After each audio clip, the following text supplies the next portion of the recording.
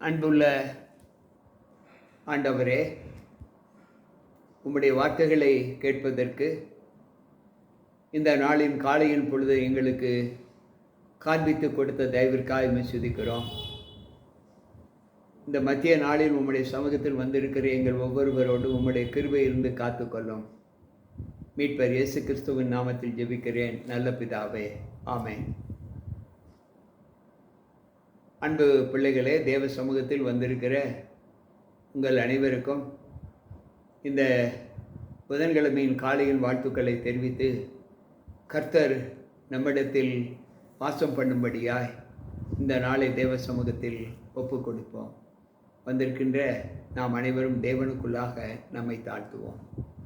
இன்றைக்கு வேதம் சொல்லுகிற ஒரு வார்த்தை என்ன என்றால், நம்மை அழைத்தவர் எப்படிப்பட்டவர்?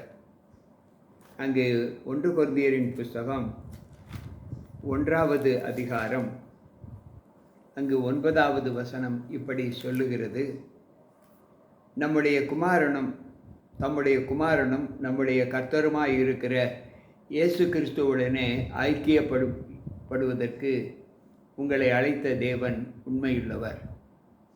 அன்பு பிள்ளைகளே, ஆண்டவர் சொல்லுகிற வார்த்தை, நம்மை இயேசு கிறிஸ்துவுடனே கூட ஐக்கியமாய் இருப்பதற்கு நம்மை தேவன் அழைத்தார், வேறு எதற்காகவும் இல்லை. நாம் அழைக்கப்பட்ட நோக்கம் என்ன என்றால், இயேசு கிறிஸ்துவோடு கூட நாம் ஐக்கியமாய் இருக்க வேண்டும், அவரோடு கூட இருக்க வேண்டும். 2 நாளாகமம் 15:2 சொல்லுகிறது, நாம் கர்த்தரோடு இருந்தால் அவர் நம்மோடு இருப்பார். இன்றைக்கு இந்த வார்த்தையின் பிரதிபலன் நம்மை தேவ சமூகத்தில் எப்படி பலப்படுத்துகிறது?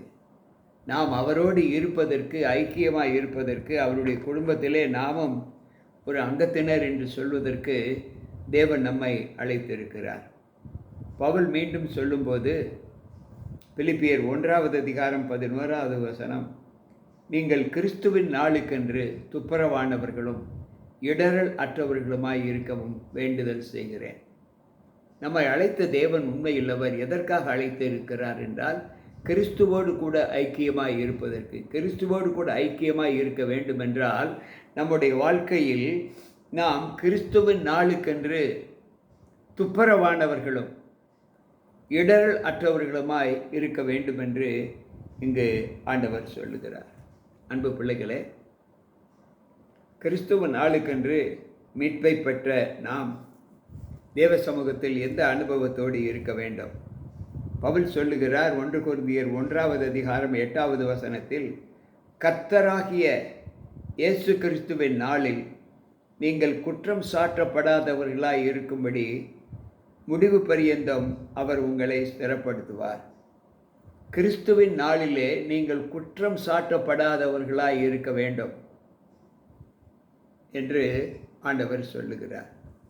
அப்படி என்றால், நம்முடைய வாழ்க்கையில், வாழுகின்ற வாழ்க்கையில் நாம் தவறுகள் செய்வதற்கும் பாவங்கள் செய்வதற்கும் சாத்தியப்பட்டவர்கள். ஆனால் இந்த சாத்தியம் நம்மை தொடர்ந்து வராதபடி, கிறிஸ்துவின் நாள் வருவதற்கு முன்பு நாம் எந்த நிலையிலும் குற்றம் சாட்டப்படாதவர்களாக காணப்பட வேண்டும் என்று இங்கு ஆண்டவர் சொல்லுகிறார். எனக்கு பிரியமான தேவ பிள்ளைகளே, இந்த அனுபவத்திலே நாம் நம்முடைய உணர்வுகளை எப்படி தேவ சமூகத்தில் ஒப்பு கொடுப்பது என்பதை யோசித்து பார்ப்போம். ஒவ்வொரு நாளும் தேவனுக்குள் நாம் இடரல் உண்டாக்காத ஒரு அனுபவத்தை நம்முடைய வாழ்க்கையில் நாம் காண்பிக்க வேண்டும் என்று இங்கு ஆண்டவர் சொல்லுகிறார். 2 தெசலோனிக்கேயர் புஸ்தகத்திலே, மன்னிக்க வேண்டும், 1 தெசலோனிக்கேயரின் புஸ்தகத்திலே 5வது அதிகாரத்திலே நாம் 23வது வசனத்தை வாசிப்போம் என்றால், சமாதானத்தின் தேவன் உங்களை முற்றிலும் பரிசுத்தமாக்குவாராக. உங்கள் ஆவி, ஆத்தும, சரீரம் இவைகள் 3லும் நீங்கள் குற்றமற்றவர்களாய் காணப்பட வேண்டும் என்று ஆண்டவர் சொல்லுகிறார். எனக்கு பிரியமான தேவ பிள்ளைகளே, சற்று யோசிப்போம். நம்முடைய வாழ்க்கையில் நாம் தேவனுக்குள் வாழ்கிற காலங்கள் எப்படிப்பட்டது? அங்கு பிரசங்கின் புஸ்தகம் 1வது அதிகாரம் 18வது வசனம் சொல்லுகிறது, அதிக ஞானத்திலே அதிக சலிப்பு உண்டு. அறிவு பெருத்தவன் நோவு பெருத்தவன் என்று பிரசங்கி 1:18 சொல்லப்பட்டிருக்கிறது. அதிக ஞானத்திலே அதிக சலிப்பு உண்டு. நாம் யோசித்து பார்க்க வேண்டும். நன்கு படித்து பட்டம் பெற்ற பிள்ளைகள் தங்களுடைய வாழ்க்கையில் சற்று சோர்வடைந்து இருக்கக்கூடிய நிலையை நாம் பார்க்கிறோம். ஏனென்றால் அறிவு பெருத்தவன் நோவு பெருத்தவன் என்று இங்கு ஆண்டவர் சொல்லுகிறார். அன்பு பிள்ளைகளே, சற்று யோசிப்போம். நம்முடைய வாழ்க்கையில் நாம் தேவனுக்குள் வாழ்கிற காலங்கள் என்ன என்பதை யோசிப்போம். 1 கொரிந்தியர் 8வது அதிகாரம் 1வது வசனம் இப்படி சொல்லுகிறது: விக்கிரகங்களுக்கு படைக்கப்பட்டவைகளை குறித்த விஷயத்தில் நம் எல்லோருக்கும் அறிவு உண்டென்று நமக்கு தெரியும். அறிவு இருமாப்பை உண்டாக்கும், அன்போ பக்தி விருத்தியை உண்டாக்கும். இன்றைக்கு அறிவு இருமாப்பை உண்டாக்கும் என்று சொல்லுகிறார். அங்கே ஞானி சொல்லுகிறார், அறிவு பெருத்தவன் நோவு பெருத்தவன் என்று சொல்லுகிறார். அன்பு பிள்ளைகளே, சற்று யோசிப்போம்.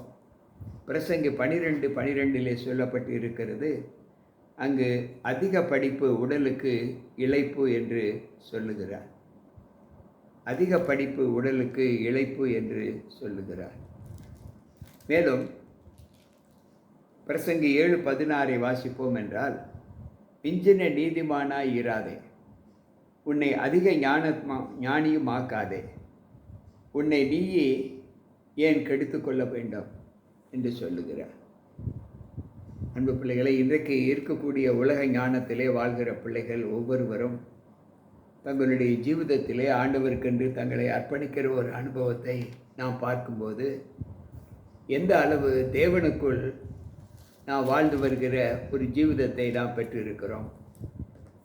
இன்றைக்கு அதிக ஞானவான்களை எல்லாம் நாம் பார்ப்போம் என்றால், அதிக கண்டுபிடிப்பு, அதிக ஞானத்தில் சிறந்த நோபல் பரிசு பெற்றவர்கள், இவர்களை எல்லாம் நாம் பார்க்கும்போது அவர்களுக்கு தெய்வீக ஞானம் எந்த அளவு அவர்களை இருமாப்புற செய்து கொண்டு இருக்கிறது. தங்களுடைய விஞ்ஞானம்தான் பெரிது என்பதை நினைத்து தேவனை விட்டு வழிவிலகி செல்லக்கூடிய பிள்ளைகளை நாம் பார்த்து இருக்கிறோம் சரித்திர ரீதியாக.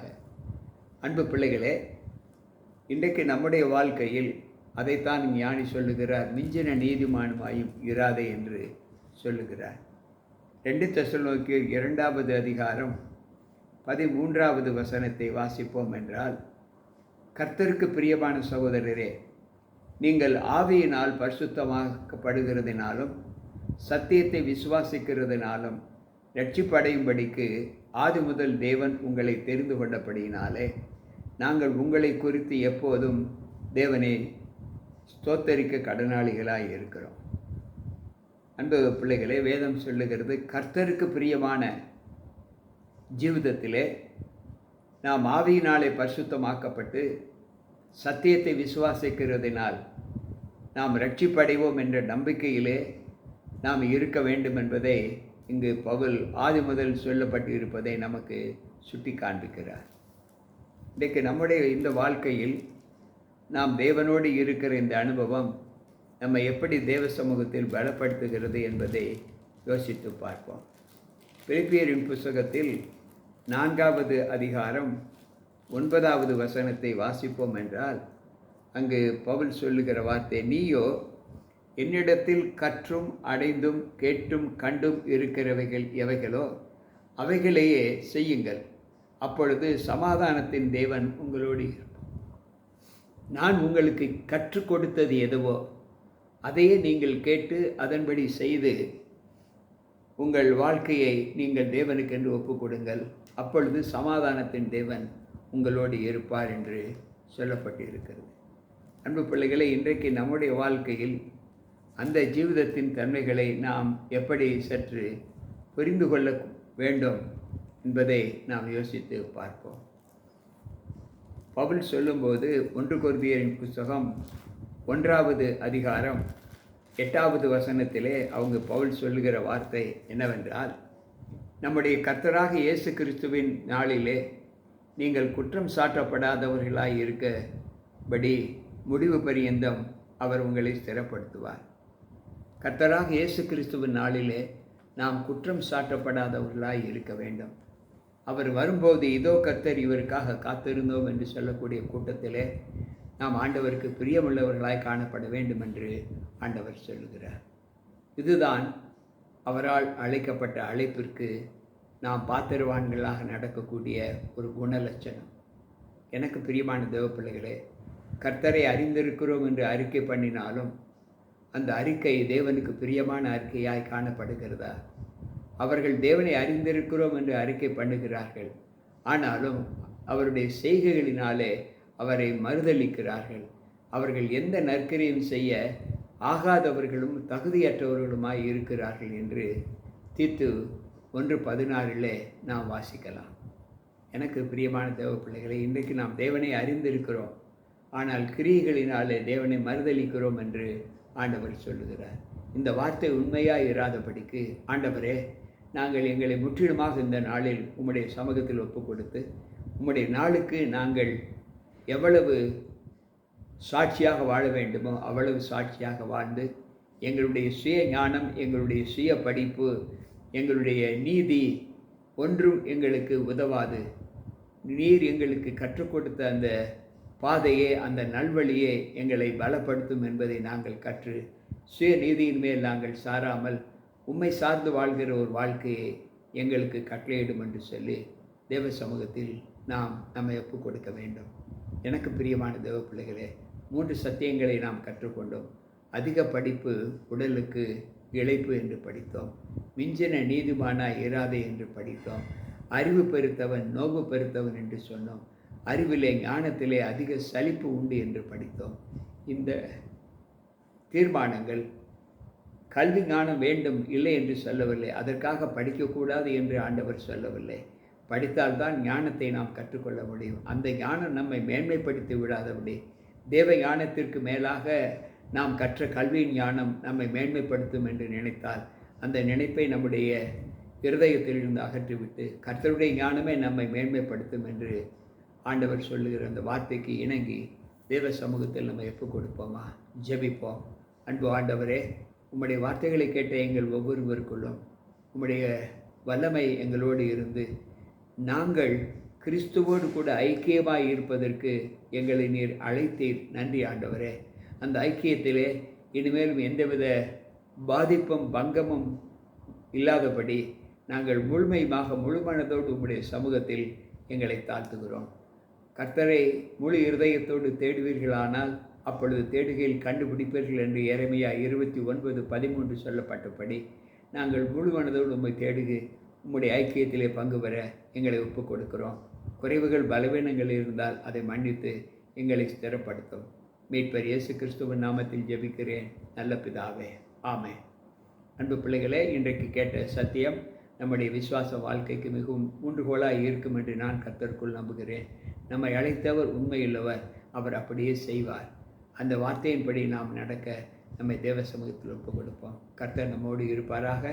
கேட்ட இந்த வார்த்தைகள் நம்முடைய ஆவிக்குரிய வாழ்க்கைக்கு மிகுந்த ஊன்றுகோலாக இருக்கும் என்று கர்த்தருக்குள் நம்புகிறேன். மீண்டும் நாளை சந்திப்போம். கர்த்தர் உங்களை ஆசீர்வதிப்பாராக. ஆமென், ஆமென். உங்கள் போதகர் ஜி.கே. ராபர்ட்.